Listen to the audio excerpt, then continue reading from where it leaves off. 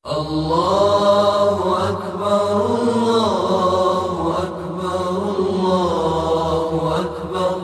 لا إله إلا الله الله أكبر الله أكبر ولله الحمد الله أكبر. الحمد لله وكفى وسلام على عباد الذين اصطفى. ما بعد،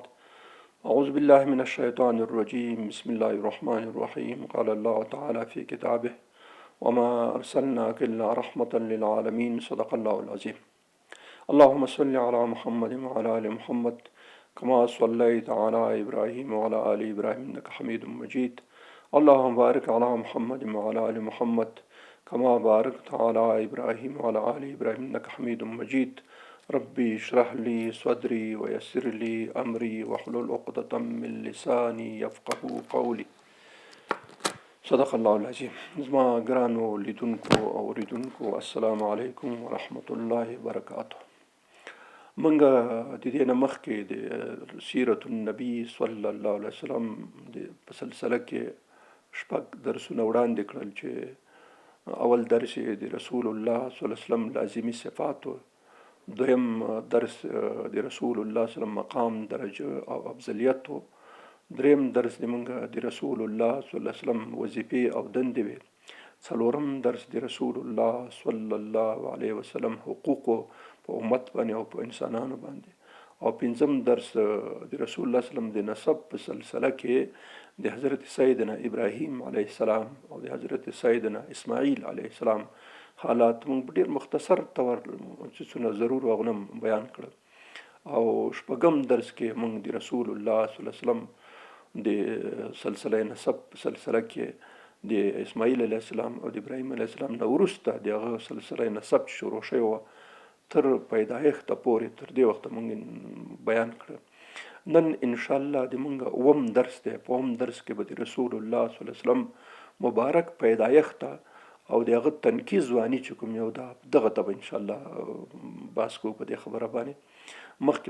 تیار څه شیان ویلي دي، نو دا بس لړۍ باندې چې انشاءالله جاري وي. د رسول الله صلی الله علیه وسلم د پیدایښت نه مخکې امام محمد بن باقر، دا د امام جعفر صادق پلار دی، امام محمد بن باقر، او د موږ او تاسو به د احادیثو کتابونو کې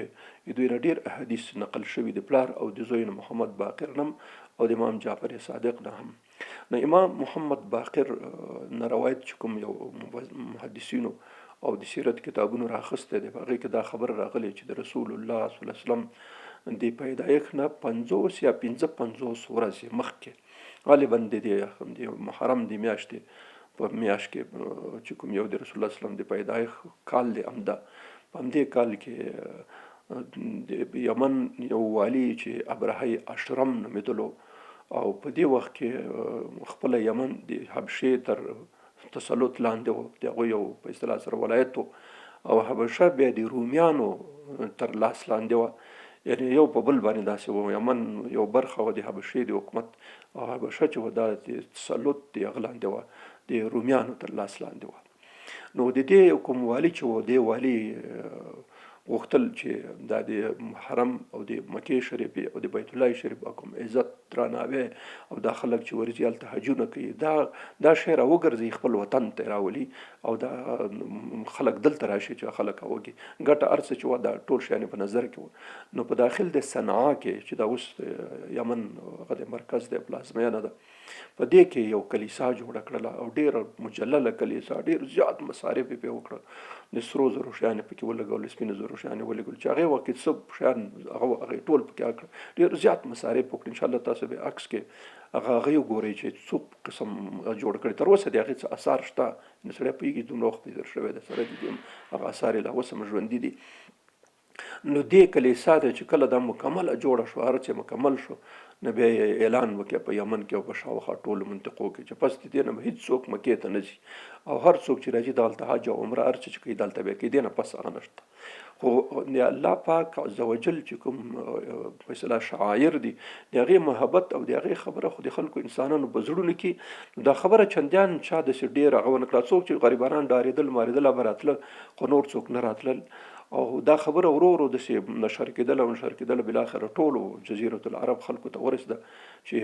ابرهه اشرم داسې حکم کړی دی چې نور به خلک مکې ته د حج او د عمرې دپاره به نه ځي او دلته به راځي، دې ما د کلیسا او عبادت خانې نه به طواف کوي. نو داسې یو شی وشو. په دې وخت کې 3 روایت د سیرت په کتابونو کې راغلي او تاریخ په کتابونو کې. یو روایت دا دی چې یو د مکې یو سړی چې کله خبر شو چې د مکې معظمې او د بیت الله شریف په مقابل کې ابرهه اشرم یو کلیسا جوړه کړې او غواړي چې د بیت الله شریف نه خلک منې کې هلته کې، نو چې ورغی او هلته هغه په داخل د دوی په کلیسا کې رسول الله سره ورانیا وکړه او بس نور پټ شو وتښتېدو. چې کله ابرهه اشرم خبر شو نو غوسه ورغله. یو روایت دا دی. دویم روایت دا دی چې د دې جزیرة العرب د نورو منطقو خلک چې د هغوی محبت د بیت الله شریف په زړه کې وو، نو هغوی راغله د کلیسا ته ور واچولو، څه برخې وسوځېدله. درېیمه خبره دا ده چې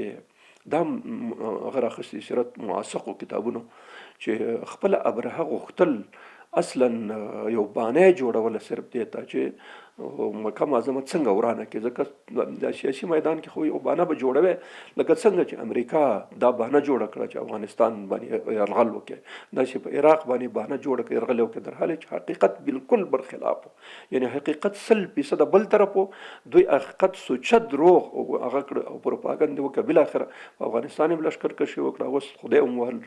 بس تباه شو، اوس زارۍ کوي چې موږ څنګه وځو. او دغسې عراق هم خدای تعالی ووهل، داسې وهل ټکول یې وخوړل چې اوس توبهګار دي، خو د وتلو چاره هم نشته، ځکه په سیاسي میدان کې دوی ډېر زیات خرابېږي. د روسانو په شان به داسې وپاشلی شي، نو ځکه داسې یو څه لانجې مانجې جوړوي چې صلح ملح برابره شي او خبره وشي او هغه په نتیجه کې به دوی د یو منطقو نه وځي.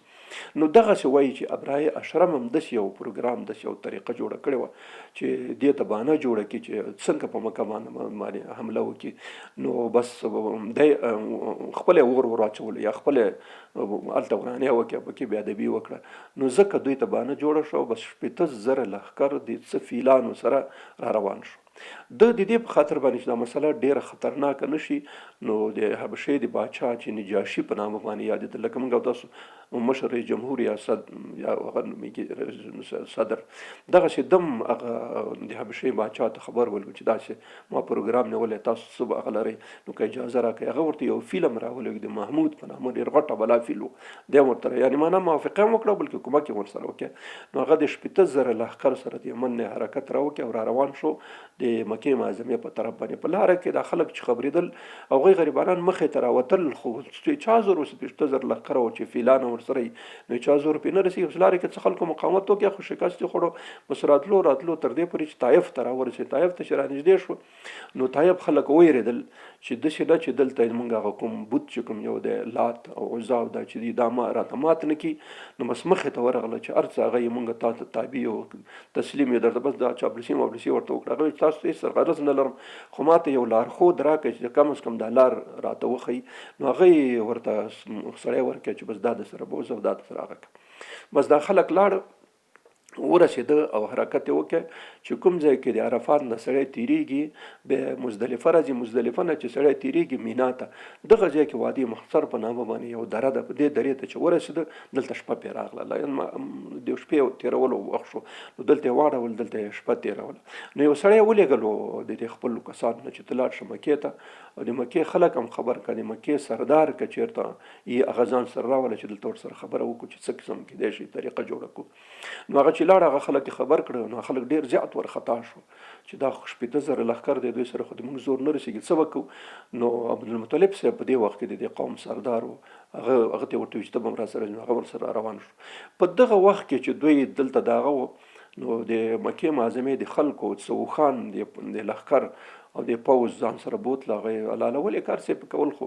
د هغه دپاره بوتله. په دې کې 200 اوښان د ابو طالب صاحب د قوم او د جملې نه وو. نو هغه روان شو. هلته چې ورغلی ابو طالب صاحب ابوالمطلب صاحب ډېر ښه بهترینه قواره او ډېر ښه شکل د درون سړی معلومېدلو. چې هلته ورسېدو ابرهه چې کله ولیدو د ډېر روب او د اثر لاندې راغی، نو دستي خپله ورجګ شو، ستړی مه شو، هرکلی ورته وکړي او ځان سره یې کېنولو. بیا چې څه خبرې یادې شوې د هغې نه وروسته عبدالمطلب صاحب ورته ویلې چې زه خو د هغه د عرض دپاره راغلی یم. هغه ورته ویل څه عرض دی؟ ویل چې موږ 200 اوښان د تاسو خلکو عسکرو بیولي دي او هر څه دپاره چې بیولي خو د موږ د لاس نه وایسته په اصطلاح سره. نو هغه ورته ویل چې ورته وایي کتل لاندې باندې ته خو ماته ډېره دروند سړی ښکارېدې، ته خو ډېر سپک سړی، ته د 200 اوښانو غم خورې، موږ د بیت الله د ورانولو دپاره راغلي او ته دا ښه سپکه خبرې. هغه ورته ویل چې ګوره دا 200 اوښانو مالک زه یم، زه یې څښتن یم، زه یې خاوند یم. د دې غم ځکه زه خورم چې دا زما دي، زما ملکیت دی او بیت الله خپل مالک لري، خپل صاحب لري، خپل خاوند لري. هغه پوهېږي او کار یې پوهېږي چې څنګه کوي، څنګه بچ کوي، دا د هغه خپل کار دی. نو ابرهه ته ډېره زیاته غوسه ورغله. ورته ویل دا څوک دی چې د ما هغه کوي مخه نیسي او دا به څنګه شي، زه به دا دړې وړې کړم او دا به وکړم. خو څه هغه چې هغه یې وکړه، هغه ربې خو بس ابو طالب عبدالمطلب صاحب ته امر وکړ چې بس ته لاړ شه او اوښان دې در سره بوځه. او 200 اوښان یې دستي ورکړه. اوس دی روان چې روان شو نو خلک ټول راټول کړه. ورته وایي چې خبره خرابه ده، ډېر زیات لښکر دی او فیلان هم ورسره دې سره خو موږ زور نه رسېږي. موږ به داسې کوو چې مکه معظمه به خالي کوو، ځو به غرونو ته. زما خو یقین دا دی چې به دې خلکو به الله پاک غضب نازلوي. او لاړه د بیت الله شریف پردې ونیولې او ډېر زیات یې وژړل او بیا مکه معظمه خالي کړه او غرونو ته وخته. شپه تېره شوه او سحر شو. سحر بس ابرهه امر وکړ چې پوځونه او لښکر د ځان آماده کړي. نو هغه خپل لښکر یې په ګروپونو باندې تقسیم کړي او حرکت یې راکولو. محمود فیل چې کوم یو غټ هغه به مخکې کې دا نور فیلان به شاته ورپسې روان وو. نو دوی هم دا ترتیب برابر کړي، هر څه وکړه او بس حرکت یې وکړه. چې حرکت یې وکړه دا محمود فیل چې یو ځای ته راورسېدو نو بس یو دم ځای په ځای ودرېدو. او یو روایت کې دا هم راځي د خپل خرطم یې داسې جګ کې بیت الله شریف ته سلامي ولګوله. بس خلک اوس هېڅ نه ځي چې یو ښي طرف یې روان کړي روان شي، چپ طرف یې روان کړي روان شي، چې شاته کړي منډه کړي، خو چې مخې ته کړي بس دا خرطم جګ کړي بیت الله شریف ته سلامي ولګوي. بس په دې هغه کې خلک ټول او چې دا اوس څه کیسه ده. ابرهه ویلې چې څه مسله ده چې محمود فیل نه ځي، بیخي حرکت نه کوي. په عیناً همدغه وخت کې چې دوی په دې داروګیر کې روان وو او په همدې وخت کې د بحیره احمر سرې بحیرې د خوا نه سیل داسې ګروپونه ابابیل مرغان، خاص مرغان اوس نشته دی په دې وخت کې.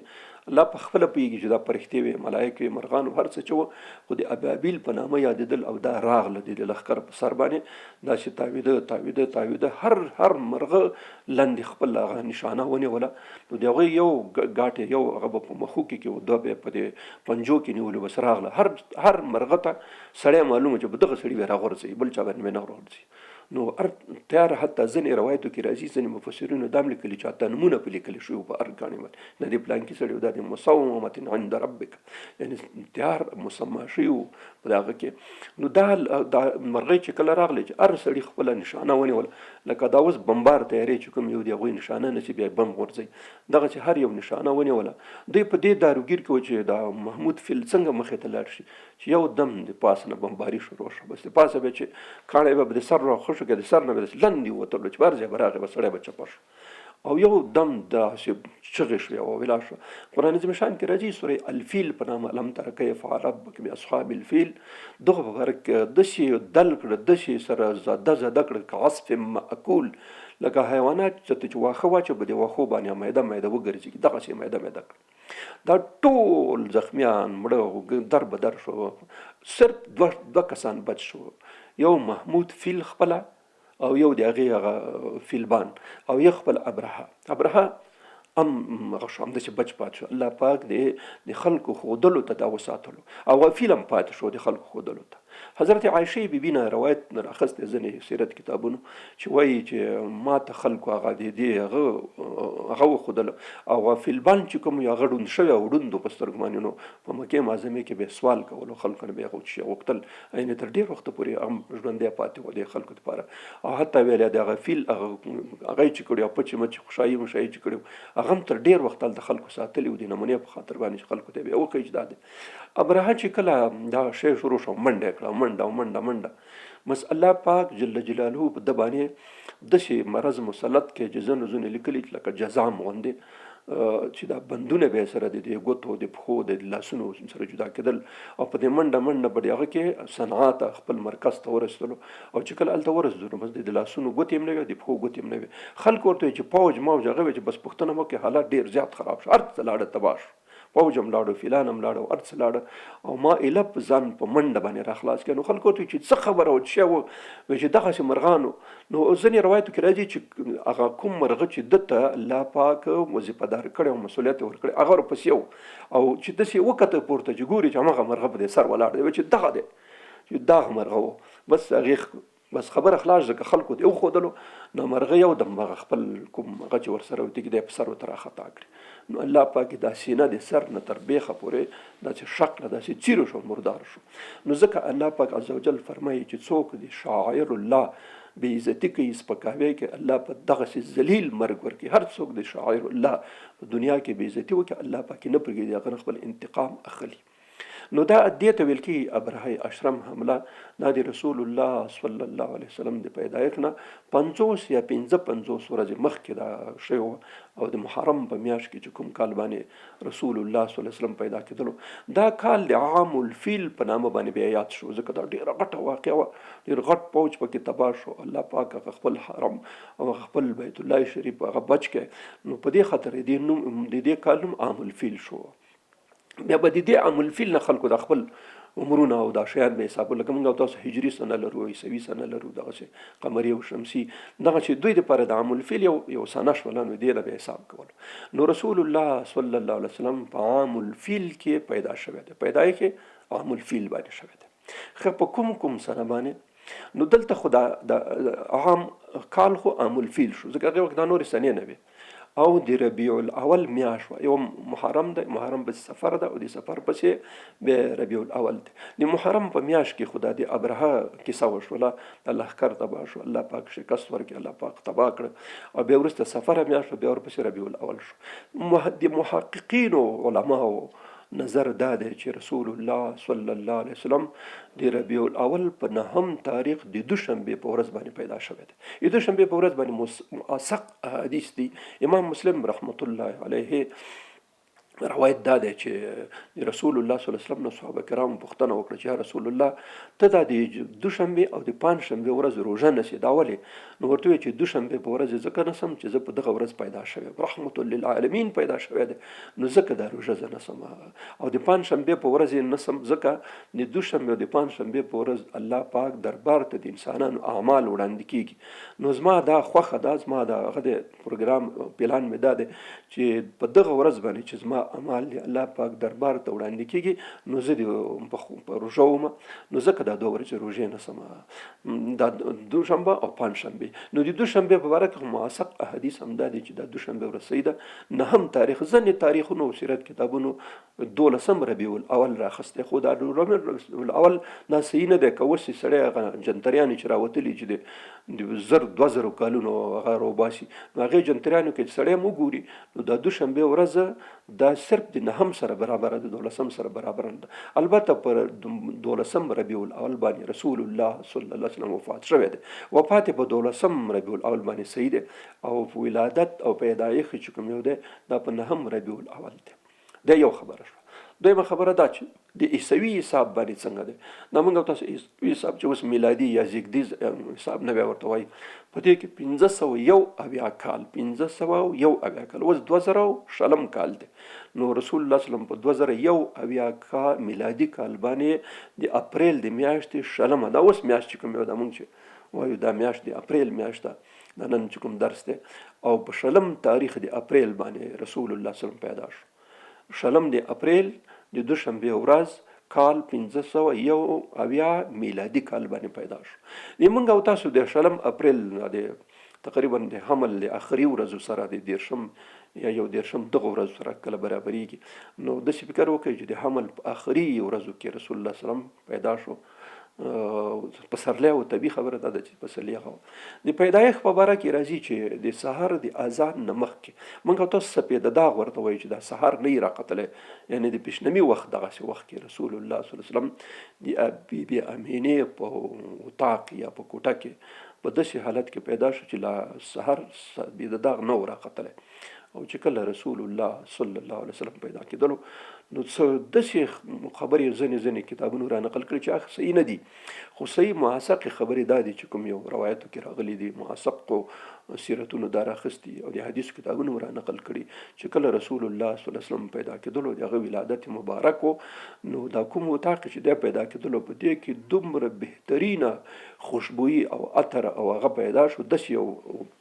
ښه بوی خوشبویه چې چا مخکې هیڅ نه و محسوس کړی، دومره بهترین بوی و. او دا تاسو فکر وکړئ، امام مسلم رحمت الله علیه حدیث راخسته دی چې د رسول الله صلی الله علیه وسلم په ټول مبارکه زندګۍ کې د وجود نه به چې کوم بوی تلو دا به بهترین هغه، حتی د رسول الله صلی الله علیه وسلم عرق مبارک یا د خولې چې موږ تاسو ورته وایو دا به بهترین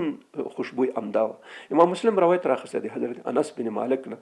چې یو ځل رسول الله صلی الله علیه وسلم د مونږ کور ته راغی، هلته خو ګرمي وه، نو د هلته قیلوله وکړه یا خوب وکړه، نو خولې مبارکې په تندي مبارک په مخ مبارک باندې راغلی، نو زما مور سلیم دستي یو بوتل راواخیستلو او د رسول الله صلی الله علیه وسلم د مخ مبارک او تندي مبارک نه دا خولې پکې راټولولې چې رسول الله صلی الله علیه وسلم سترګې راوغړولې راویښ شو. نو ورته یې سلیم څه کوې؟ وایي چې یا رسول الله دا ستا مبارکې خولې راټولوم زه په بوتل کې، او دا به نورو عطرونو سره او د نورو خوشبویانو سره یې ګډوو چې د هغې خوشبویي ښه شي. نو د رسول الله صلی الله علیه وسلم په زندګۍ مبارکه کې د خولې مبارکې د وجود مبارک نه چې کوم هغه غتلو بوی هغه دومره خوشبویه و چې خلکو به د نورو خوشبویانو په خاطر په دا پکې ګټول چې د بوی ښه شي. نو ځکه د رسول الله صلی الله علیه وسلم د پیدایښت سره په دې اتاق کې داسې خوشبویي پیدا شوه چې دا خوشبویي کله هم چا نه ولیدلې. بل روایت دا هم راځي چې هغه ښځه چې د دایي په حیث باندې د بیبي امینې سره موجوده وه، هغه وایي چې په دې اتاق کې په دې کوټه کې چې کله رسول الله صلی الله علیه وسلم پیدا کېدلو نو داسې تک سپینه رڼا شو، داسې نور راغی او دا ستوري داسې تاوېده په دې هغه باندې. نو د رسول الله صلی الله علیه وسلم د پیدایښت په باره کې دا دوه روایتونه راغلي دي چې هم بهترینه خوشبویي پیدا شوله او هم په دې اتاق کې روښنایي پیدا شو، ځکه دا خو الله پاک رحمت و د ټول عالم دپاره او د بشریت دپاره نور او راهنمایي وه، نو ځکه دا خبره صحیح ده. دې پخوا کې ځینې روایت داسې راغلی دی چې د خپله د کسرا په ماڼۍ کې چې د ایران د امپراتورۍ کسرا وایټ هاوس یا سپینه ماڼۍ چې وه د هغې باندې زلزله راغلی، د هغې څه برجونه سره خراب شو، دغسې د دوی لویه اتشکده او اورتون چې کوم ډېر غټ و د زرګونو کلونو نه داسې روان و د ساسانیانو د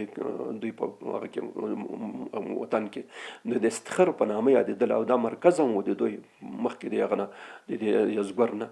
نو دلته دا غټ اورتون چې په زرګونو کلونو همداسې بل پاتې شوی اور پکې لګېدلو، هغه یو د ناڅاپه مړ شو. نو دا روایتونه هم تقریبا سیرت کې محققو سیرتو کتابونو راخسته دي چې دا د رسول الله صلی الله علیه وسلم د پیدایښت په شپه باندې چې د دوشنبې شپه وه، دغه شپه باندې رسول الله صلی الله علیه وسلم دا نښانې الله په خلکو ته وښودلې. چې کله دی پیدا شو نو چې کله سحر شو، ام ایمن د رسول الله صلی الله علیه وسلم د پلار عبدالله خادمه وه، هغې به خدمت کولو. نو هغه بیبي امینې ورته ویلې چې ته لاړ شه عبدالمطلب صاحب خبر کړه، ځکه پلار خو وفات شوی دی، یتیم دی، نیکه خبر کړه چې داسې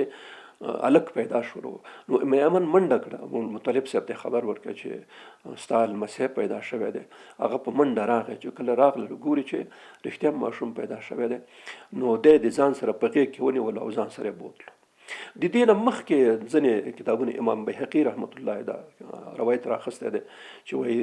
رسول الله صلی الله علیه وسلم مور مبارکې ته بیبي امینې ته به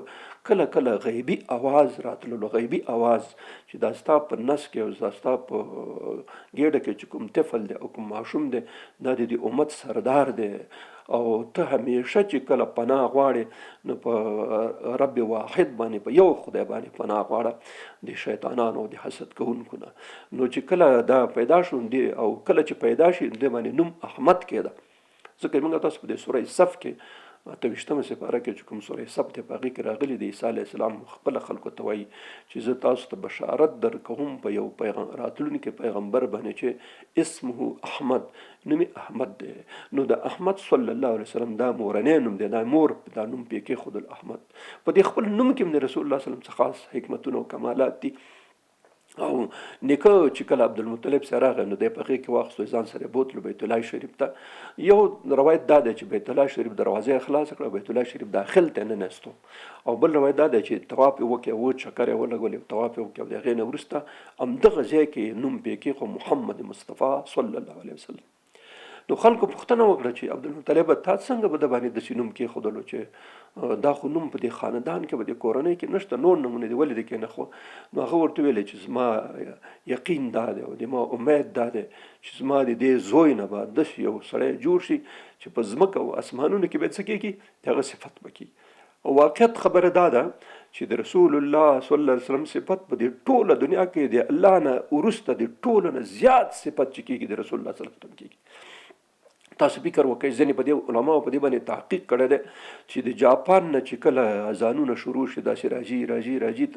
تر افغانستان او دې ځایونو چې راځي نو ماسپښین لمونځ شروع کېږي دغسې ورو ورو. دا په دې 4 ساعته کې داسې دقیقه او ثانیه حتی نه وي چې په هغې کې د رسول الله صلی الله علیه وسلم ذکر نه کېږي. ځکه خو قرآن عظیم شان وایي چې ورفعنا لک ذکرک، دا ستا نوم او ستا ذکر به ډېر زیات اوچت کو. نو تاسو فکر وکړئ چې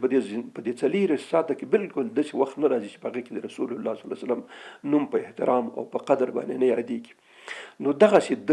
دا عبدالمطلب صاحب داسې الله پاک په زړه کې دا خبره ورته واچوله چې دا نوم به دا پک دی او داسې صفات به ته پیدا کېږي. نو بیرته یې راوړه خپل هغه ته کور ته. وایي چې په 9مه ورځ باندې چې کله 9 ورځې پوره شوې نو عبدالمطلب صاحب ټول خلک خبر کړ چې زما د زوی، دا به معمولا زوی ورته ویل، داسې نه وایي چې دا زما لمسی ده بلکې زوی به یې ویلې. نو د ما د زوی عقیقه ده تاسو ټول لاړ شئ. ویله چې اوښان یې حلال کړه او په رسول الله صلی الله علیه وسلم باندې عقیقه وکړله او ډېره ډوډۍ خلکو ته ورکړله په 9مه ورځ باندې. او یو روایت دا هم راغلی په سیرت کتابونو کې چې په همدغه ورځ باندې نوم پې کېښود. یعنې دواړه، یو هغه دی چې په اوله ورځ نوم پې کېښود محمد مصطفی صلی الله علیه وسلم، او یو دا دی چې په 9م تاریخ باندې د باندې نوم کېښودلو. سر یې ورته کل کې او کوم د سر کلول نه وروسته هغه څه چې ویښتان کې هغه صدقه کړه.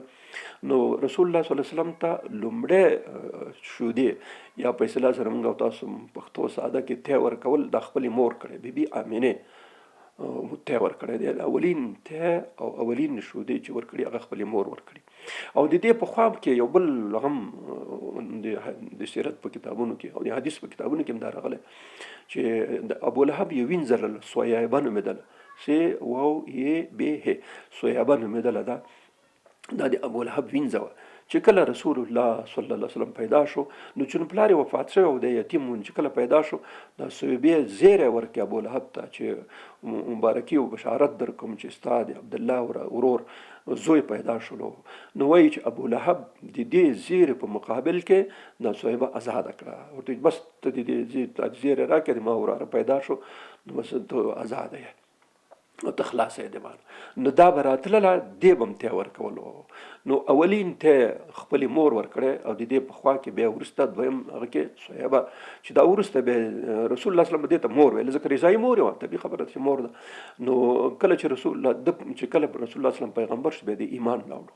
او بیا چې رسول الله صلی الله علیه وسلم هجرت وکړ نو دا غریبه پاتې شوه په داخل دی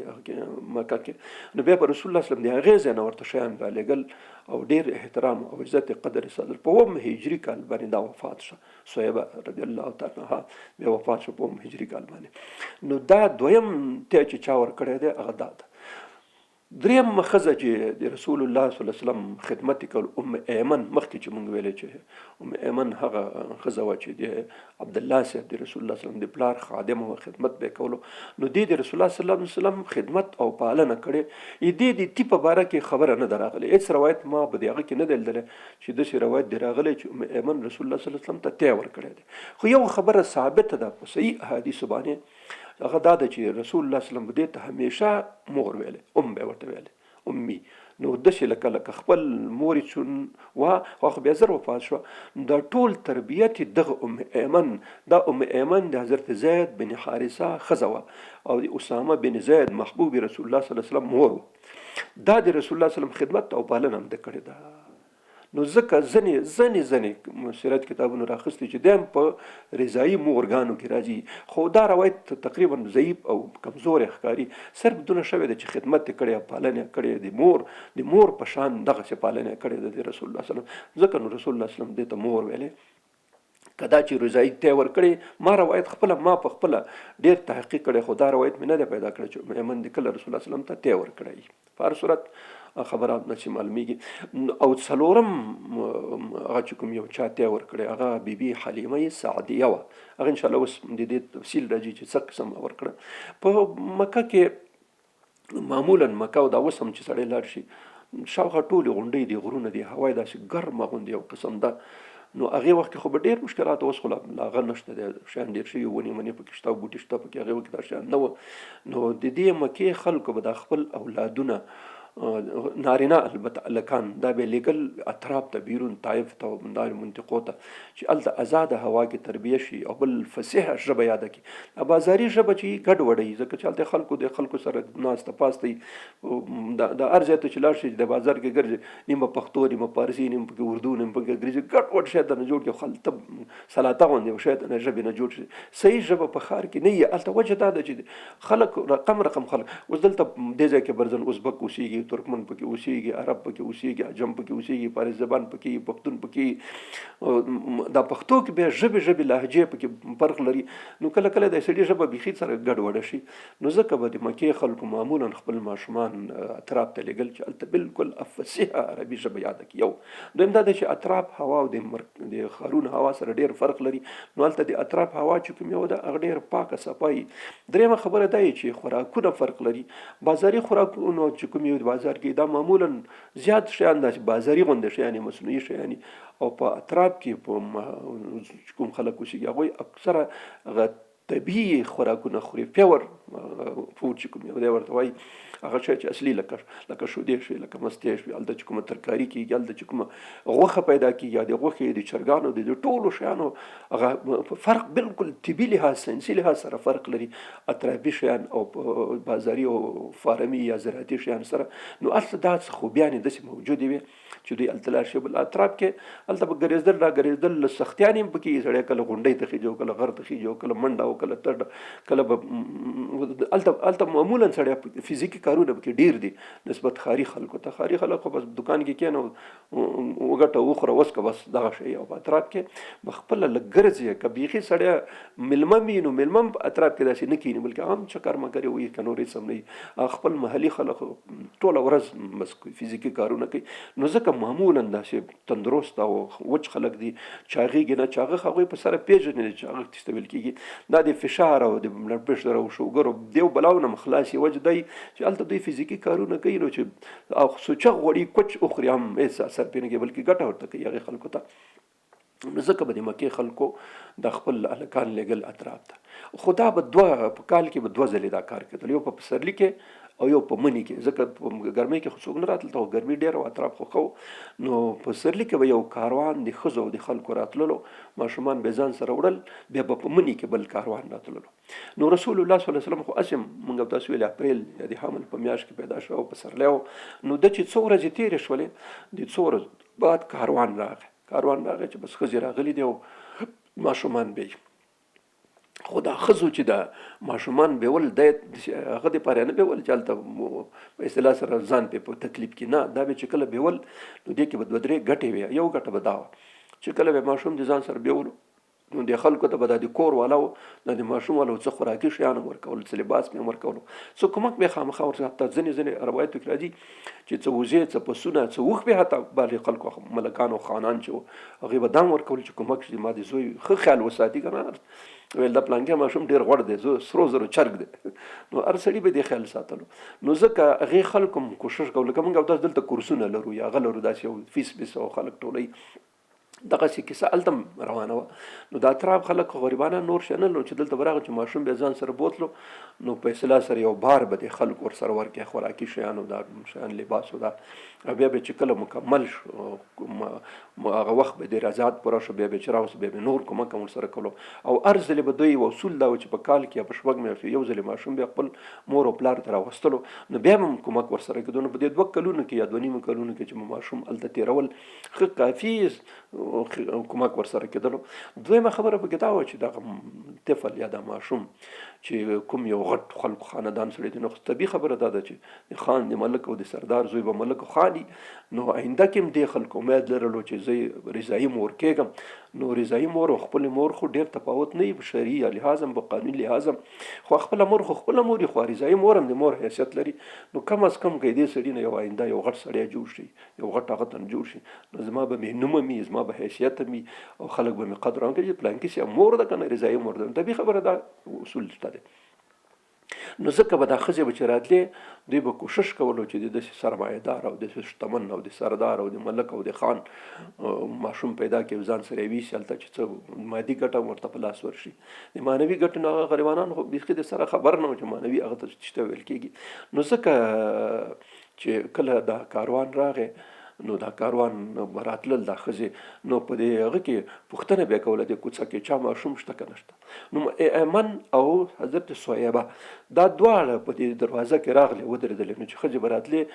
نو دوی به ورته ویلې چې مونږ کور کې ماشوم شته خو هغوی به پوښتنه کوله چې دا پلار یې څه کار کوي دا غم جوړ و پلار یې څه کار کوي نو دوی به ورته وایي چې پلار وفات شوی دی. نو بس ښځې به تېرې دي راغلې او تېرې به شوې راغلې او تېرې به شوې.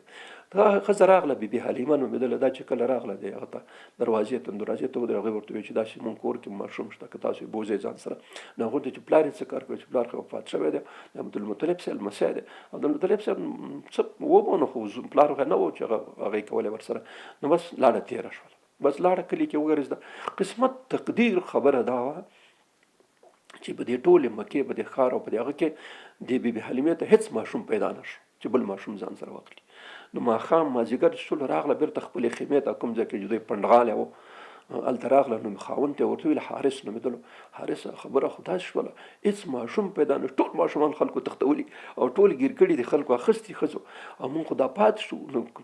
خو صرف یو ماشوم په دې هغه کې شته د کلي کې چې هغه پلار یې مړ دی او یتیم دی څنګه وکړو تا خوښه څنګه ده. بس تقدیر الهي دا و دا دوی فکر وکړي چې ښه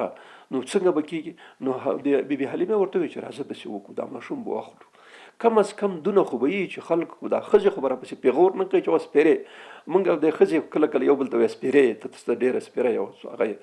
نو داسې خو به راته نه وایي چې ته سپېره په دې ټول مکه کې تا ته ماشوم پیدا نه شو دونه امید باندې راغلی خاوند یې هم ځان سره یې اوښ هم راوستی و ځان سره وزې هم سره راوستی وې ځان سره نو ښه په هغه کې غرب کې راغلي وو چې شبک میلاو شي خو نه شوه. نو بس ویل چې راځه اندا ماشوم بخلو ځکه د خلکو د پیغور نه بخلاص ته خلک خدای نور چار څه کېږي رزق دی الله په لاس کې دی. بس سحر چې شو دا شپه تېره شوله نو سحر بیا راغله بي بي حلیمه راغله بیا د دروازې ته ودرېد چې ګوري ایمن او صهیبه هلته ولاړې دي پوښتنه وکړه چې ماشوم شته ویل هو ماشوم خو شته چا تر اوسه نه دی اخیستی. نو بي بي حلیمه وایي چې زه ورننوتم دې دروازې ته ورننوتم نو هغه ماشوم پروت و وایي چې کله مې په دې ماشوم باندې سترګې ولګېدې یو قسم جاذبه یې لرله زما دا زړه یې داسې کش کړی داسې زما په زړه کې د دې ماشوم محبت پیدا شو. که تاسو خیال یې قرآن عظیم شان کې الله عز وجل موسی علیه السلام ته یو څه خبرې کوي ورته وایي چې ګوره موسی په تا باندې ما دا نعمت کړی دی دا نعمت مې کړی فرعون خلک حلالول ته مې بچ کړی بیا په سیند کې ته وغورځولې بیا مې ته بچ کړی دی فرعون په کور کې مې وساتلی او دا والقیت علیک محبة مني تا محبت د فرعون په زړه کې د فرعون د ښځې په زړه کې د فرعون په کورنۍ کې ما واچولو هغه خو د تا په خاطر باندې اویا زره کسان حلال کړي تا په خاطر باندې او ته راغلی د همده په کور کې دېره شوې نو دغه دشمني په محبت بدلول دا کار زما و الله پاک ورته فرمایي والقیت علیک محبة مني. نو پر رسول الله صلی الله علیه وسلم باندې عیناً همدغسې لکه څنګه چې د فرعون د خاندان په زړه کې د موسی علیه السلام محبت پیدا شو او د دښمنۍ په ځای محبت پیدا شو دغسې د رسول الله صلی الله علیه وسلم محبت چې کوم یو دا د بي حلیمې په زړه کې پیدا شو او چې کله زړه کې محبت پیدا شو بس دا ماشوم ته ورغله او بیا حلیمه خپله وایي چې ما راواخیستلو په غېږ کې مې ونیولو. څومره موږ زندګي خرابه وه، غریب خلک وو، څه نه لرل، نو ما به دا خپل په سینو کې دومره پیوې دونه شیدې به وې چې ما به ایله خپل هغه زوی ته ورکولې. هغه زوی بیچاره به کله به په موړ هم نه شو، هغه به وږی شو، بیا به چغېدو، بیا به ژړل. خو دا مې چې کله د سینې ته واچولو نو ځینې روایت راځي، ګوره دې ته ډېر دقیق اوسئ، وایي چې رسول الله صلی الله علیه وسلم به د خپل رضایي مور صرف ښی سینه چې کوم د ښی ته د دا به اخیستو، چپ نه اخیستلو. او د دې وجه د هغه لیکلي چې دا وجه څه وه چې رسول الله صلی الله علیه وسلم صرف ښی سینه اخیسته. په دې کې دوه وجوهات علماو لیکلي دي. یو دا چې ښی سینې شیدې دا د لطف او د محبت پیدا کوونکي دي نسبت چپ ته. یو خبره پکې دا ده چې کوم ماشوم صرف د ښی سینې شیدې څکي، دکې د محبت او مینه او رحم زیات دي او چپ نه یې پکې. دویمه وجه دا لیکلې ده چې خو ده خو بل رضایي ورور لرلو، عبدالله نومېدلو هغه ورور یې، نو هغه هم حق لرلو که دا دواړه سینې د څکلې نو هغه غریب ته به څه پیدا کېده. نو رسول الله صلی الله علیه وسلم الله پاک داسې شخصیت ورکړی و چې ابتدایي ماشومتوب کې هم د عدل او د انصاف هغه شی مراتبولو. نو ځکه به د صرف ښه سینه اخیستله، چپه سینه به یې نه اخیستله. چپه سینه به خپل رضایي ورور ته پرېښودله. او بل دا دی چې په طبي لحاظ هم د ښې سینې او د چپې سینې فرق دی. دا اوس ساینس دا خبره ثابته کړې ده سایکالوژي له لحاظه. نو ځکه به رسول الله صلی الله علیه وسلم صرف ښی سینه اخیستله او چپه به ورور ته پرېښوله. نو حلیمه وایي چې ما کله د خپل سینې ته تیته واچولو، په دواړو سینو کې په دواړو تیونو کې مې دومره شیدې را پیدا شو چې ده خو په مړه ګېډه وڅکلې. او هغه بل ورور چې کوم یو عبدالله چې رضایي ورور و، دا ما اصلي زوی چې کوم یو، هغه هم وڅکلې. او بالکل د همدې ورځې نه شروع تر څو پورې چې د رضاعت دا 2 کلنه موده تېره شو، کله ما د شیدو کمبود نه دی احساس کړی. د دواړو ماشومانو ته به مې ورکولو او دواړو ماشومانو ښه په مړه ګېډه بس فیصله سره ځان مړولو. د اولین هغه و د ما په زړه کې دا محبت او دا شی مې چې ولیدو، نو ځان سره مې ویلې چې انشاءالله دا ماشوم برکتي دی او د دې برکت به انشاءالله موږ ته راشي. بس ماشوم ځان سره واخیستلو. خو دوی چې ام ایمن او بی بي احمدیه چې څه په کور کې به وو، البته یو څه شیان هغې ورسره کومک وکړي، داسې ډېر عادي غوندې ډېر ساده غوندې دی ورکړي او بس خلک روان شو. هلته چې کله ورس د پنډغالي ته هغې ځای کې د دوی اوښه وه، هغې به شیدې ډېرې کمې کولې او وزې چې کوم یو را ځان سره راوستی به شیدې کمې کولې. نو به چې کله لاړه دوی چې کله هلته ورس دستي هغه خپله اوښه راولوېښله چې اوښه دونه شیدې وکړه چې د نورو ورځو بالکل برخلاف. او وزو ته چې کله وزې هغه کړې هم برخلاف. او کومه خره چې دوی راوستې وه د ځان سره د بار دپاره چې دوی پرې سواره شي، نو بي حلیمه وایي چې کله زه په دې خره باندې سور شوم، ماشوم مې په غېږ کې واخیستلو، نو خره نه وه سم قچر غوندې شو او داسې تیزه تیزه روانه د ټولو خلکو نه مخکې شو، کاروان نه موږ مخکې شو. نو خلک ورته وویل پلان کوي ته خو د هغې خوا نه چې راتلې دا خره خو ټوله شاته روانه وه، ګوډه به کېده، لنګه لنګان روانه وه. دا څنګه کیسه شو؟ زه هم نه پوهېدم چې کیسه څه شی ده. خو دومره مې په زړه کې دا خبره پیدا شوه چې دا برکت په دې ماشوم کې دی. بس کور کلي ته ورسېدو. موږ په کلي کې قحطي غوندې وه او وچکالي غوندې وه. خو چې کله دا ماشوم خپل کلي ته ورسولو، بس الله پاک عز وجل دې موږ په ټولو شیانو کې برکت پیدا کړي. موږ وزې، د موږ میږې، د موږ اوښانې به چې کله سحر ووتې نو وږې به وې، ماښام به چې راتلې داسې مړه ګېډه راغله، داسې دا تیونه او دا تشې وې داسې ډک وو. او چې راغله دومره شیدې به یې کولې چې ډېرې زیاتې پرېمال. حتی د دې نه بعد به موږ خلکو سره کومک کولو، چاته مستې ورکوه، چاته شیدې ورکوه، چاته کوچ او پیروی دا شیان ورکوه. دومره ډېرې شوې په دې کې. زموږ چې څه ځمکه وه لږ فصل مسله دا شیان هم لرل، هغې ته به الله پاک کله داسې یو حالت را برابر کړي چې باران به وشو، صرف د موږ ځمکې ته به ورغی، بل چا ته به نه تلو. دا نور خلکو به شکایت کولو چې د خپلو شپنو نه به هغه کولو چې تاسو ولې کوم ځای ته چې د حارس رمه بیایي خو هلته تاسو هم بوځئ چې مړه شي. نو هغه ورته چې بالکل موږ او دوی رمه یو ځای بیایي، خو دوی چې ماښام راشي نو د وزو او د پسونو او د میږو او د دې تشې ډکې او ګېډې ډکې او د موږ نه پوهېږو په دې خبره باندې. دوی غریبانان خو دې نه وو خبر چې اصل مسله کوم ځای کې ده. خو دوی وایي چې د دې ماشوم راتګ موږ ته بالکل د برکتونو مخه وشوه. په ځمکه کې برکت پیدا شو، په فصل کې برکت پیدا شو، په مال کې برکت پیدا شو، په زندګۍ کې برکت پیدا شو، او په څارویو کې په وزو په میږو په اوښانو کې برکت پیدا شو. دا چې هر څه هغه کېده. نو موږ به کله کله دا ماشوم هلته مور ته شپږ میاشتې یو کال بعد وړلو، نو چې 2 کاله پوره شوه د رضایت موده یې پوره شوه، نو موږ په کور کې ویلې چې خیر دا خو د برکتونو یو منبع ده، د برکتونو یو سرچشمه ده. دا که زموږ نه لاړ شي او دا رانه جدا شي، موږ خو به په اصطلاح سره د رزق او کومې دروازې چې په موږ باندې راخلاصې شوې دا خبره باندې بندې شي. نو چاره هم نه وه، ځکه 2 کلونو خو بعد عادتي هغه خلاصېدله، وخت خلاصېدو، نور خو ضرورت نه و. نو زړه نازړه او ډېر په اصطلاح سره په زړه کې دا هیله او ارزو وه چې دا ماشوم که بېرته موږ ته دا مور پلار مور یې راکړي واپس، نو دا به ډېر ښه شي. دا خو د برکتونو منبع ده او سرچشمه ده. په زړه کې هم دا دعاګانې کولې چې بس داسې یو حالت که پیدا شي ډېر به ښه. خو ماشوم را روان کې بس مور ته راورسولو، چې مور ته راورسولو، قسمت تقدیري خبره دا وه چې په دې وخت کې په مکه معظمه کې وبا راګډه شوې وه. د وبا هغه مرض ته ویل کېږي چې عام شي، لکه دا مختلف شیان دي. دا اوس کورونا وایرس پیدا شوی، ټوله دنیا یې بلانجه کړې ده. دغسې کله کلورا راشي، کله پر ځان طاعون راشي، کله بل جذام، مختلف امراض چې کله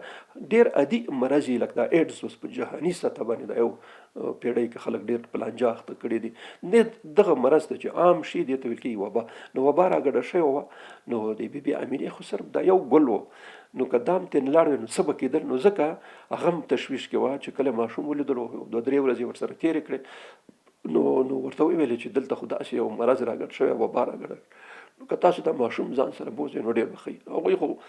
ویلې ویډون الله نه چی غواړي، خو 2 سترګې غواړي. نو خو بالکل په زړه کې همدا امید و چې که داسې یو څه حالات برابر شي د ماشوم بېرته موږ به د رزق دروازې را باندې همداسې پرانستې او خلاص شي. بس ډېر خوشحاله شو په زړه کې، او بس ماشوم په ډېر خوشحالۍ باندې ځان سره بېرته راوستلو. بالکل چې تا څومره زړه موږ دا ساتو، ځکه برکتونو منبع او سره چشمه وه، نو چا دې لاسه ورکوله. بس بېرته ځان سره بوتلو، بېرته ځان سره بوتلو. نو چون هغه د تیخورۍ مسله خو خلاصه شوه. د دې نه وروسته رسول الله صلی الله علیه وسلم په باره کې ځینې سیرتونه کتابونه لیکلي دي چې نسبت نورو ماشومانو ته ډېر صحتمند و، د دا وجود هر څه د نورو ماشومانو نه برخلاف و، ښه صحت یې لرلو، ښه وجود یې لرلو، ښه په خبرو، ښه په ادب، په دې ټولو شیانو باندې پوهېدلو.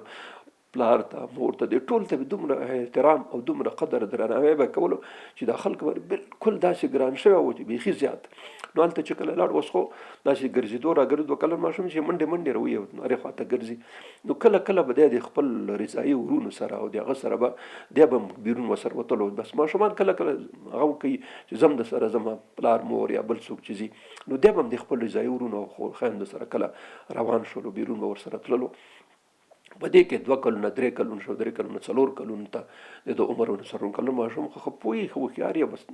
هر ځای ته تللی شي. نو په 4 کلنۍ نه بعد، یعنې 4.5 کلو او د 4 کلونو په منځ کې په دې کې یو پیښه وشوه، یو واقعه وشوله.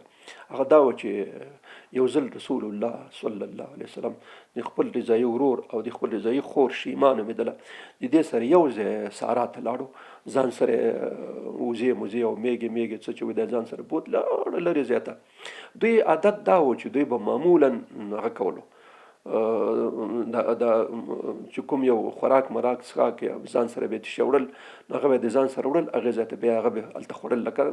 ماشومان چې کله مکتب ته ځي نو ځان سره څه غذایي موادو دا شیان ځان سره وړي، هغې ځای ته دا د دې ځان سره دوی په اصطلاح سره واخیستل، هلته یې وړل ځان سره. نو هغه یې هلته چې کله لاړه، دا نورې ورځ به یې دا کار کولی، ځان سره به یې یو شی وړلو. خو په دې ورځ باندې د دوی سره څه غذایي خوراکي مواد دا شیان نه وه، دا دې وتلي وو چې کله تله، چې کله هلته لاړه چې ګوري هېڅ شی هم نه دي راوړي. نو رسول الله صلی الله علیه وسلم دوی ته د خپلو رضایي ورور او رضایي خور ته ورته ویلې چې ته چې وکئ، تاسو لاړ شئ، زه به دا میږو او د پاتې شم څرولو ته، تاسو لاړ شئ هلته به دا کوي. نو دوی چې دې خواته راغله، په دې وخت کې دوی راتلل، په دې وخت کې 2 سپینې مرغۍ را پیدا شي په هوا کې، یو دم داسې راښکته شوې، چې کله ځمکې ته راورسېدې بس په انسانانو بدلې شوې، په انسانانو ښایسته. رسول الله صلی الله علیه وسلم وایي چې قسم په خدای دې نه ما نه داسې ښایسته جامې لیدلې وې، نه مې د ښایسته بوی لیدلی و چې دا بس راښکته شوه، بس دستي زه راونیولم او په ځمکې را څملوله، خو په دې څملستلو مې څه پوه نه شوم. نو سینه یې را باندې څیرې کړه، سینې نه یې زړه راوایستو، خوا کې دوی سره د سرو زرو تش کې ابي زمزم اوبه وې دا زړه او دا زړه راوستو په دې ابي زمزم اوبه کې واچولو پاک صفه هغه هم چیرې کې باخده داسې او په هغې کې یو توره داسې ټوټه غوښې غوندې وه د ایستو غورځوله د خطا کړه بس نور یې پاک صفا په ابي زمزم باندې ومینځلو او صفا یې کړه او د هغې نه وروسته بېرته دا راواخیستو بېرته په دې سینه کې سلیم په ابي زمزم باندې په دې شان پاک صفا ومینځله او نور شیان هغه ته لرې کړه دا یو ټوټه یې ته لرې کړه دا یو بل ته وایي چې دا د شیطان برخه وه او دا ته لرې کړه نو په اولین دې ته ویل کېږي شق صدر دا اولین شق صدر دی چې امام مسلم رحمت الله علیه دې ته انس بن مالک روایت دی هغه اشاره ورته کړې چې ما د رسول الله وسلم په دې سینه مبارک کې داسې یو درز داسې خط ولیدلو چې لکه سړی چې شوی جراحي شوی نو دا امام مسلم رحمت الله دې ته اشاره کړې ده علامه ابن کثیر دا باقاعده تفصیلی دا حدیث راخسته ده نو دا اولین شق صدر شو په دې اولین شق صدر کې چې د څلورو د پنځو کلونو په منځ کې د صورت نیولې او البته دا نو دې کې اولین خبره دا شو چې د شیطان هغه برخه او د شیطان ایسه چې هغې لرې کړه زه کله کله د شاګردانو ته وایم چې لکه دا اوس سیم کارت چې کوم یو پیدا شوی دی دا اصلا د ټولو انسانانو په بدن کې د شیطان یو څه هغه شته لکه د سیم کارت غوندې چې هغې ځای ورسره تماس لشي او خبرې ورته کوي اصل القاء په لفظ په قرآن شریف کې راغلی چې شیطان د خپل وسوسې او دا شیان القاء کوي والقى الشیطان امنیته نو دا شیطان القاء کوي دغه القاء شی د انسان په دې بدن کې شته دی چې د اخلي لکه عینم داسې فکر وکړي لکه دا اوس سیم کارت چې کوم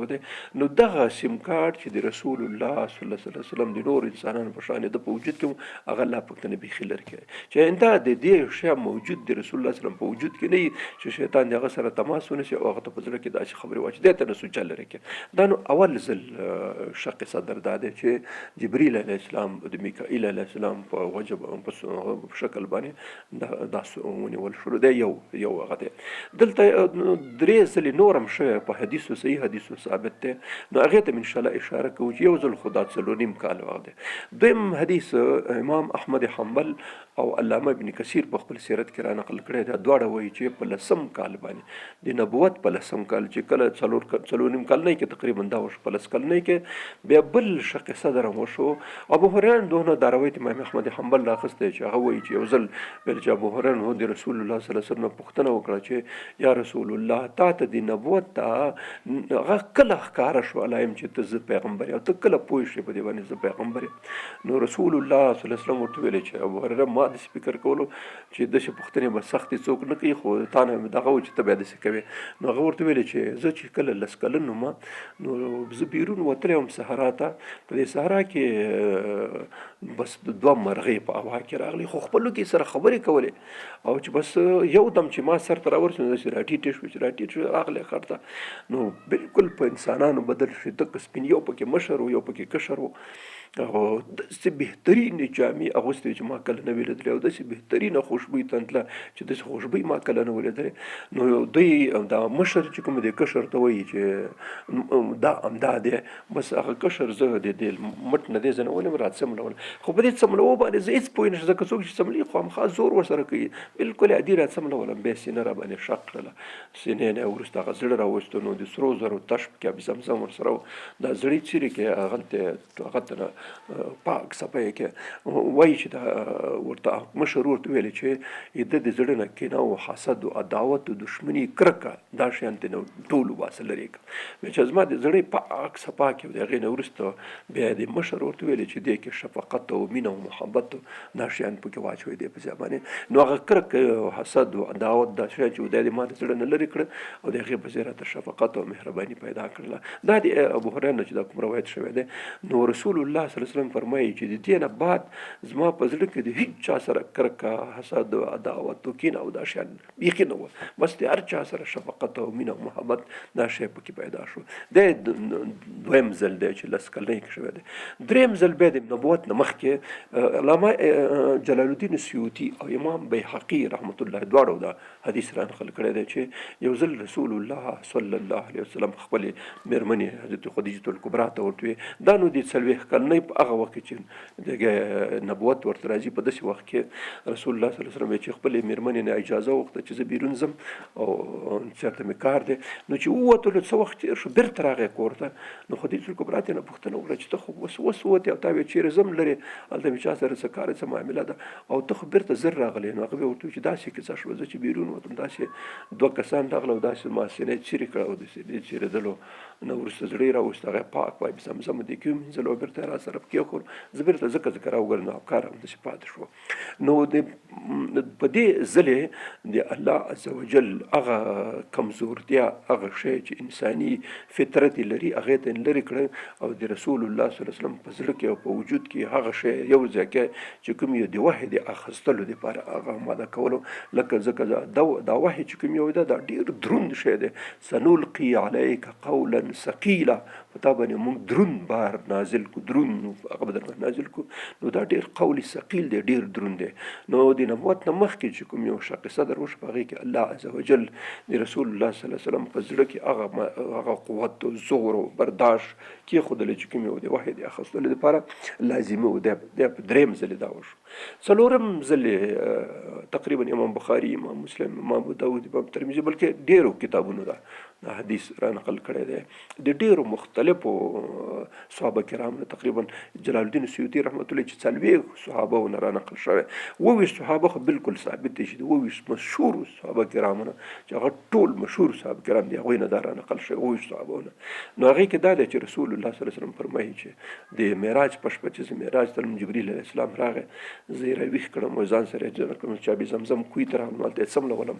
جبریل علیه السلام دا پېرونه میکایل علیه السلام سره نشته جبریل علیه السلام او زه یې څمله ولم هلته د زمزم د اوبو په غاړه باندې نو سینه یې راته پاکه څیرې کړله او بیا یې زړه راوستو زړه یې څیرې کړی بیا د سرو زرو تش ورسره و په دې کې آب زمزم واچو د زمزمو کې د ما دا زړه پاک صفا ومینځلو. دا ځلې نو ما په زړه کې علم او حکمت ایمان او حکمت دا شیان واچول علم او حکمت. نو بیا چې زړه پاک شو صفا شو بیرته په سینه کې کېښولو لاس یې راکش کړ نو ما ته ویل چې اوس راپورته شو. زه راپورته بیا په براق باندې سور شم. نو دا 4 ځلې شق صدر شوی دی. یو ځل په 4-5 کلونو په منځ کې داسې فکس و میاشتو هغې نه دی من خو داسې فکر 4 نه 5 پورې په دې منځ کې شق صدر وشو. دی اولین ځل و چې په هغې کې د شیطان هغه سیم کارډ یعنې هسې زه وایم داسې شیطان برخه الفاظو کې راغلي هغې ته لرې کړه او بیا ومینځلو کې دویم ځلې په 10 کلنۍ کې چې رسول الله صلی الله علیه وسلم فرمایي چې ما د زړه نه عداوت او کینه او دښمني دی لرې کړه او د هغې په ځای باندې راته هغه واچولو شفقت او مینه او مهرباني واچوله. او بیا درېیم ځل چې دی د نبوت نه مخکې ځکه دته بعد قول ثقیل نازلېدلو نو الله عز وجل هغه قوت او زور او ځواک او هغه چې د وحی د اخیستلو دپاره ضرور هغه وشو. امام جلال الدین سیوطي امام بهقي دا روایت راخیستی دی او دا دویم ځل چې شوی دی هغه علامه ابن کثیر امام محمد حنبل را نقل کړی. او دا وروسته 4م ځل چې د معراج نه مخکې واقع شوی دی شق صدر هغه تقریبا ټول حدیثونه حدیث د معراج راخیستی او ډېر مشهور دی. دا 4 ځلې د رسول الله صلی الله علیه وسلم د سینې څیرول دا هم یو ځای ذکر راوسته چې سړی پوه شي 4 ځلې په صحیح احادیثو باندې دا ثابته دی 4 ځلې د رسول الله صلی الله علیه وسلم شق صدر شوی دی.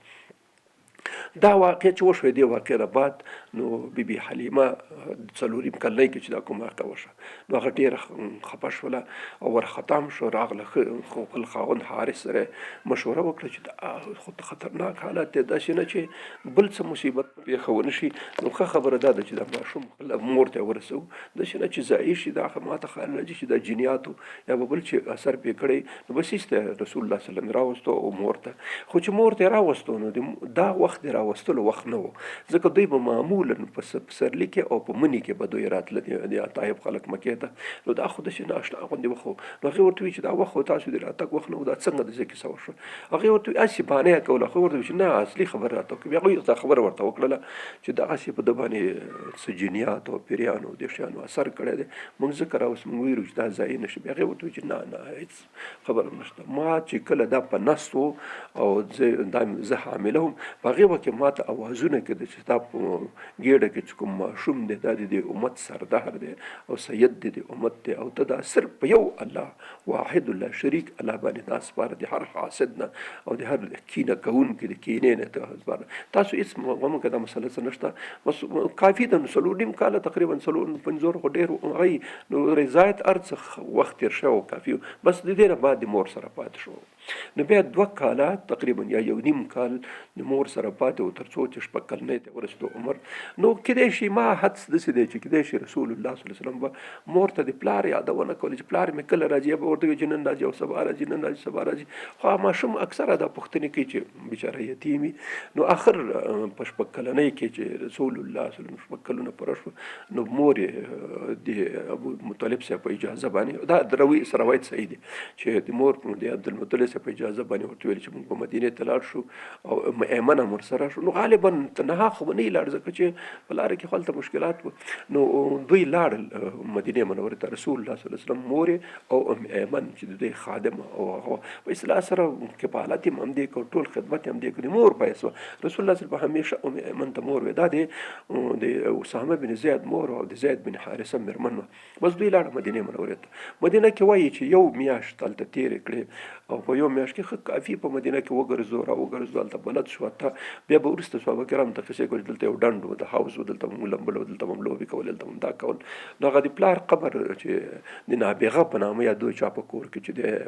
ښخ شوی ماماګانې وه ځکه د عبدالمطلب صاحب مور سلما چې وه دا د مدینې منورې ته یې ماماګانۍ کېدله دلته راغی 2 میاشتې تېره کړې 2 میاشتې بعد نور کافي نو چې بل ځای کې سړی وخت تېر کړي نو بېرته روان شو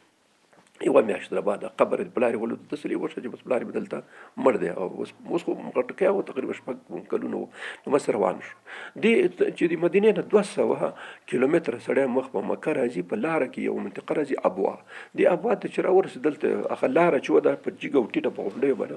نو دلته بیبي آمینه د رسول الله صلی الله علیه وسلم مور مبارکه دا بس مریضه شوه او مریضي ډېره شوه بیخي د سید تکلیف هم د زیاتېدو هماغه لار کې په هماغه ځای کې به د سفر په حالت کې بیبي امینه وفات شوه او اوس هم هغه د غونډۍ په سر باندې هغه قبر مبارک کې اوس هم شته دی بس دا ساده غوندې قبر دی همداسې هغه دی او تیږې را تابع کړي ته نور هېڅ هم نشته کې دلته وفات شو دې ځای کې خاورو ته وسپارل شوه بس دا یو نااشنا غوندې کار و د رسول الله صلی الله علیه وسلم چې د ولادت نه مخکې پلار د لاسه ورکړي او دلته په خپله موجود چې مور یې مریضه شوه بیا وفات شوه بیا ته فکر وکړه چې دی په څه حالاتو کې دوی خاورو ته سپارلي نه بلچه وه نه کولنګ و نه بل څوک چې قبر ورته وکړي بس کیدای شي ساده باده چا څنګه کیدای شو هسې به کړي بس دی هلته خاورو ته وسپارله ام ایمن او هغه دواړه را روان شو مکې ته راغله نو عبدالمطلب صاحب ژوندی و په دې وخت کې غالبا د 8 کلونو عمر ډېر و نو دی راوسته او دا کیسه ورته ټوله ام ایمن بیان کړه چې کیسه خو دغه شو بس امینه هم وفات شو سړی ډېر زیات خفه شو رسول الله صلی الله علیه وسلم یقینا ډېر زیات خفه و ځکه پلار یې مخکې د لاسه ورکړی و دا پرې مور هم د لاسه ورکړه 6 کلنۍ کې خدای په ډېرو شیانو باندې پوهېدلو نو بس ډېر زیات پریشان و ډېر زیات خفه و خو عبدالمطلب صاحب د سره داسې رویه او داسې هغه کولو چې دی په دې پوه نه شي چې زه بې مهره شوی یم یا بې پلاره شوی یم بلکل لکه د ډېر ګران اولاد او بلکې چې خو موږ ته معلومات شته لمسیان شته د لمسۍ د خپل اولاد نه هم ډېر ګرانې سړي ډېر مینه او محبت یې هغه هم ورسره لمسیان هم د خپل بابا او نیکه او نیا سره ډېر زیات محبت ساتي موږ لمسیان دي بس موږ سره ټول وخت دي موږ سره یا چې کله کله مور هغه ته ورشي پلار ته ورشي ډېر موږ سره د سړی فکر کوي چې اصل اولاد یې همدا دی هغه پلار او مور نه دی نو هسې مینه محبت دي نو الله عز وجل د عبدالمطلب صاحب په زړه کې د رسول الله صلی الله علیه وسلم مینه او محبت اچولی او بس ډېرې ښه ساتلو خو چې کله رسول الله صلی الله علیه وسلم کلنۍ ته ورسي یعنې 2 کاله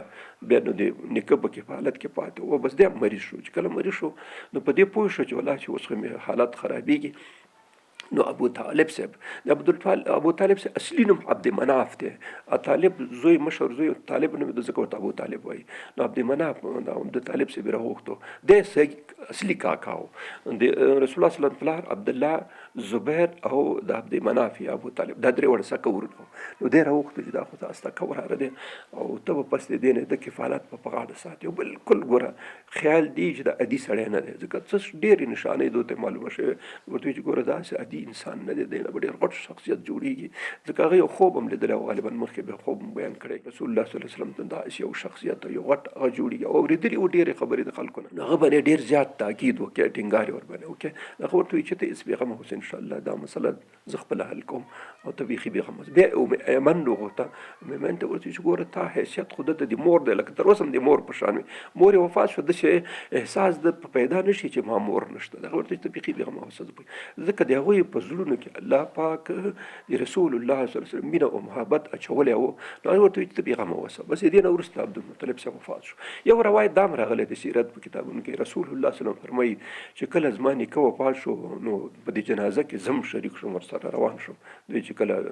قبر ته وړلو نو ما ژړل شاته جنازې پسې چې روان وم هغې وکړې زه په خبرو باندې ډېر شان باندې پیدا د دې نه وروسته د ابو طالب صاحب سره پاتې شو ابو طالب صاحب سره چې پاتې شو ابو طالب صاحب سره او د ابو طالب د ښځې سره فاطمه بنت اسد نومېدله ډېره د ناشنا غوندې ښځه وه یعنې بالکل د خپل اولاد نه د ډېر خیال ساتلو ابو طالب صاحب او د فاطمه بنت اسد به اسلام راوړ مؤمنه شوه ډېر مشهوره په اسلام کې مشهوره ښځه تېره شوې ده د حضرت علي صاحب مور وه عادي ښځه خو نه وه نو دوی سره بیا اوسېدلو په دې وخت کې د علامه ابن کثیر رحمت الله چې کوم روایت راخیستي چې کله عبدالمطلب صاحب وفات شو رسول الله صلی الله علیه وسلم د ابو طالب سره شو نو په دې وخت کې څه ناشنا پېښې وشولې چې رسول الله صلی الله علیه وسلم دا علامه ابن کثیر په دې خپل هغه کې راخیستي مختلفو روایتو په اصحاب باندې چې کله به د په دسترخوان باندې ناست و حکومت چې موږ به ډوډۍ خوړل ځکه دوی سره د اوسېدلو نو چې څومره به م ډوډۍ کمه وه څومره به م ډوډۍ کمه وه نو موږ به ټول پې ماړه شو دا ټول او بلکې ډوډۍ به زیاته هم شوه خوراک به زیات شو خو چې کله به دی نه و چې اماګانې او دې شیان کره به لاړو نو بیا به ډوډۍ به بس خلاصه شوه او بس هېڅوک به ماړه نه شو ټول به وږي پاتې شو عجیب ناشنا غوندې خبره وه دا د رسول الله صلی الله علیه وسلم یو خاص کرامات و چې دغه الله پاک ښودل دې ته ارحاسات ویل کېږي د قبل نبوت نه مخکې وروسته بیا معجزه ورته وایي کرامت د اولیاء وي نو دا یو ناشنا غوندې خبره دا تېره شوله ام ایمن وایي چې رسول الله صلی الله علیه وسلم معمولا خوراک کم خوړلو او اکثره وخت به داسې شو چې دا دلته چې د ابو طالب صاحب سره و دی ورسره وه نو دی به همداسې بس سهار به چې شو راجیګ به شو نو بس ولاړو ابي زمزم بیا اوس که نور به بېغمه بیا ډوډۍ به دی ګرځېدلی په کیسه کې نو چې زه وږی یم هغه تږی یم بله خبره دا کړې ده چې دی به د شپې چې کله ویده شو سهار به چې ماشوم راځي چې ډېر خستګۍ احساس کوي راوړي سترګو کې کله کله چخړي کله هغه یو سر ګډګوتې غوندې کالي مایي سره ګډ خو رسول الله صلی الله علیه وسلم شان ناشنا غوندې و چې دی به کله هم سهار راپورته شو بالکل د خستګۍ احساس به جوړ سره دا داسې چې مونږ کوو نه به پاجه ورته وایي که پاجه ورته وایي څه ورته وایي مونږ ورته نه پوهېږم مونږ هم ورته نوم خو شاید بلا ورته وایو خو ما ته هم نوم نه راځي پښتو کې خو حوصله یې ورته ووایو داسې مثال داسې یو سړی چې ډېر خسته شي یا خوب ډېر ورځي یا دا شی پیدا کېږي پاجه نو دا د ټول انبیا دي کې حدیث دی رسول الله صلی الله علیه وسلم فرمایي چې د انبیاو په تاریخ کې دا خبره نشته په هېڅ پیغمبر کې دا حال نو د رسول الله صلی الله علیه وسلم خو د سردار د پیغمبرانو دا شی پکې نه و چې سهار به کله دی راځي بالکل فرش تازه داسې محرک غوندې داسې شباب هغه عربي کې چې کله ورته وایي شباب دغسې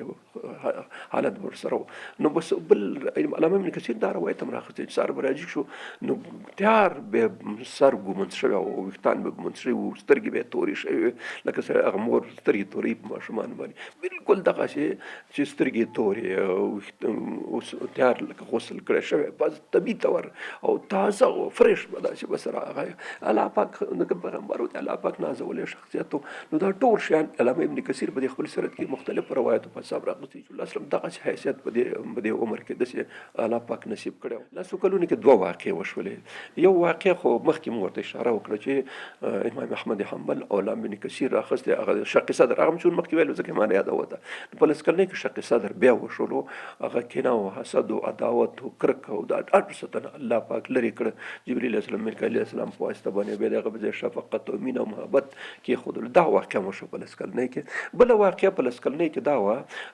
علامه ابن عساکر، دا علامه ابن کثیر استاد دی او حافظ علامه ابن کثیر یو کتاب یې لیکلی دی عجیب خبره، 2 جلد دی، 2 جلد تاریخ د مردوم هغه دی او په حدیثو کې یو مشهور امام او شیخ تیر شوی دی. نو دی حافظ ابن عساکر د تاریخ دمشق کې دا هغه راخستی روایت راخستی دی، جلحمه په نامه یو څوک دی راوي دی روایت همدا دی. هغه جلحمه خپله وایي چې زه په دغه وخت کې مکې معظمې ته لاړم. په مکه کې نو سخته قحطي وو، دا وچکالي وه، نو خلک ټول حیران و، ناس ورسره مکې د بیت الله شریف په اطراف کې. چا ویلي چې راځي پلانکي بوت ته ورشو، چا پلانکي وایي زما همالته ګرځم په دې کې. اخر ټول وایي چې ګورې ابو طالب ستاسو په کورنۍ کې شته، د ابراهیم علیه السلام د اسماعیل علیه السلام لمسی دی او خاندان بني هاشم دی، دته ولې نه ورځو؟ بیا ټول ویل چې بس راځئ، بس هېڅ ته ورغلو، زه هم ورسره په دې ډله کې د عبدالمطلب صاحب ابو طالب صاحب کور ته ورغلو. چې ورغلو هغه ته آواز وکړي چې وروته، ورته وایي چې ته پوهېږې وچکالي ده او دا دی، راځئ ټول په ګډه باندې دعا الله پاک ته وکړو چې باران وشي. نو دا د دوی په سلسله کې دا اصول و چې کله به داسې حالات راتله نو رسول الله صلی الله علیه وسلم چې ژوندی و هغه جواب نو بیا د بخاري حدیث دی چې حضرت عباس به مسلمانانو راوستو چې ته الله پاک ته دعا وکړه د رسول الله صلی الله علیه وسلم اهل بیت یې ته نو هغه دعا وکړه الله پاک به باران په وکړي. داسې یو هغه شته یعنی صحیح حدیث دی، بخاري حدیث دی. نو دا همغسې یو سلسله را روانه وه د ابراهیم علیه السلام اسماعیل علیه السلام نه وروسته چې خلکو به دعا کوله په ګډه. بیا به الله پاک لکه مونږ او تاسو استسقا مونځ کوو، نو داسې یو شی وشو. هلته چې راړو ابو طالب صاحب ته چې آواز وکړ هغه خبر کړی چې بالکل صحیح ده، تاسو درځئ زه راځم. وایي چې دی نه و، دی اخوان یو ماشوم یې ځان سره روان کړي او ماشوم بالکل له 15 د سپوږمۍ په شان باندې ښایسته و، ګلالی او د ګوتې نه یې رانیوله، بس را روان دی. زه څه خبر یم چې اوس مسله څه شی ده، خو ما خو ابو طالب صاحب ولید چې ابو طالب صاحب د ابراهیم علیه السلام اسماعیل علیه السلام سکل مسیح دی، نو بس دا به دی به ولاړو را روان شو، بس را روان ټول راغله بیت الله شریف ته راورسېدو. بیت الله شریف ته چې راورسېدو نو په ځای د دې چې اوس ابو طالب دعا وکړي، ابو طالب دا ماشوم دی هغه ته ودرولو د بیت الله شریف ته شا کړه او مخ یې مونږ ته کړه او لاسونه یې پورته کړه. لاسونه یې پورته کړه، څه ویلې مونږ څه خبر وه په زړه کې به څه ویلې روانو. وایي دا لاسونه یې همداسې نیولي وو بس. وایي قسم په خدای چې په اسمان کې هېڅ قسم د ورېځې ټوټه نه و، هېڅ شی هم نه و او یو دم ټوټه د ورېځې را پیدا شوه او بس راغله یو دم. وایي چې ده دا لاسونه همداسې لا نیولي وو چې باران شروع شو او د وادي ټول الله پاک خړوبه کړه. دغسې 2 احادیث په امام بخاري را نقل کړي دي چې یو ځل رسول الله صلی الله علیه وسلم په مسجد نبوي کې خطبه فرمایله چې یو عربي اطرافي سړی راغی ورته یا رسول الله موږ خو د قحطۍ نه او د وچکالۍ نه تباه شو، فصلونه تباه شو، ونې خرابې شوې، فصلونه هغه شو، حیوانات څاروي، موږ خپل هم د مصیبتونو سره ته دعا وکړه الله پاک ته چې د باران وشي. رسول الله صلی الله علیه وسلم د لاسونه پورته کړه په هغه خطبې په حال کې او ویې فرمایل چې الله په دې خلکو باندې باران وکړه چې دا خړوب شي او هغه شي. بس په همدغه وخت کې بخاري حدیث دی ویلی چې بس باران شروع شو او بیا شروع شو تر بلې هفتې پورې همداسې ورېدلو. بیا هم هغه سړی راغی چې کوم یو مخکې جمعه راغلی او د رسول الله صلی الله علیه وسلم خو درخواست کړی و د باران، همغه راغی چې یا رسول الله موږ غرق شو، باران وشو چې پټي مټي هر څه خراب کړه، سره ګډ وډ کړه، موږ ډېر مصیبت سره کړه. وایي چې رسول الله صلی الله علیه وسلم خطبه لوستله په داسې وخت کې بیا لاسونه جګ کړه چې الله ته دا باران د موږ نه بیرون کې په دې ځای مه کوې، دا لاس یې داسې تاو کړي، هغه اندازې وښوده چې د مکې په مدینې په داخل نه بس هماغه ځای په ځای دا ورېځ داسې وشکېدله مدینه صفا شو، بیرون باران موجود و. نو دا واقعه داسې په 10 کال کې دا واقعه وشوله چې د رسول الله صلی الله علیه وسلم په روی مبارک باندې خلکو د باران غوښتنه وکړه. په دې باره کې بیا ابو طالب صاحب یو قصیده لامیه ابو طالب صاحب د رسول الله صلی الله علیه وسلم په صفت کې دا قصیده را نقل کړي. دې څه بیتونه امام بخاري په خپل صحیح البخاري کې را نقل کړي چې دا د سپین مخ په روی مبارک باندې خلق باران غواړي او ته د یتیمان او د کونډو او د رنډو د هغوی تکیهګاه د هغوی ساتونکی د هغوی محافظ ته داسې شخصیت دی. دا لویه قصیده یې جوړه کړې، خو دا 2 بیتونه امام بخاري رحمت الله په خپل هغه کې چې تا د روی مبارک خلق باران غواړي او ته د کونډو یتیمان او د شانو محافظ او پناهګاه. نو دا په 14 کال کې بیا په 12 کال کې بله مشهوره واقعه امام ترمذي رحمت الله دا حدیث ډېر تفصیلي راغلی، نور مختلف محدثینو هم راخستی او شیخ الباني هم تایید کړی سړی صرف یو خبره هلته پکې راغلې، هغه شیخ الباني وایي چې دا نه ده صحیح پکې هغه د بلال موجودیت ښیي چې دا نشته پکې، ځکه بلال نو هغې وخت کې نه و دلته بیخي. نو وایي چې 12 کلنۍ کې ابو طالب صاحب سفر اراده وکړه چې لاړ شام ته د تجارت په خاطر باندې. نو رسول الله صلی الله علیه وسلم ځان ورسره کلک کړ، ځکه ورسره بلد شوی چې څه هم درسره دی هم ورسره لاړل. چې کله د شام حدود ته ورسېدل نو هلته یو راهب په د بصرا یا په سره یو اوږه دغه د بصرا، یو بصره ده د عراق کې، د بصرا ده په شام کې. نو د بصرا ښار ته چې ورسېدل د یو کلیسا او د کلیسا دا د لارې په سر پرته و، نه خلک ورتله راتله، بس دا کلیسا والا خپل هغه یو راهب اوسېدو هلته جرجیس، اصلي نوم یې جرجیس و. موږ تاسو په دې کتابونو کې بوهیرا راهب په نامه یاد شوی دی. دنو په دې خپلو کتابونو کې دا لوستي و چې دا چې نبي آخر زمان پیدا کېږي او دغه زمانه ده او دې لاره باندې به راځي. دی همدلته ورته پروت و چې نبي آخر زمان خامخا په دې لاره راځي. یو ځل قسمت دی په خپل پاس د کلیسا په بام باندې ناست و چې اخوانه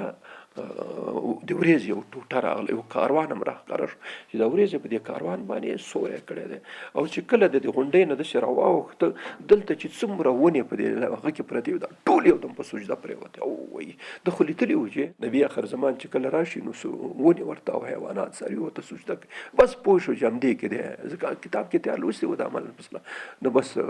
کاروان راغی، کاروان چې راغی عصمت خبره نه دی، کلیسا سره نږدې دلته بارونه ښکته کړل، ته واړول چې راهب ورغی، سړي مشر ډېر او په ګتې ورته وکړي، ډېر هغه ورته وکړي. بیا ورته وایي تاسو به زما مېلمانه اوسئ. هغه ویل چې دا څه بلا ده، ملا سړی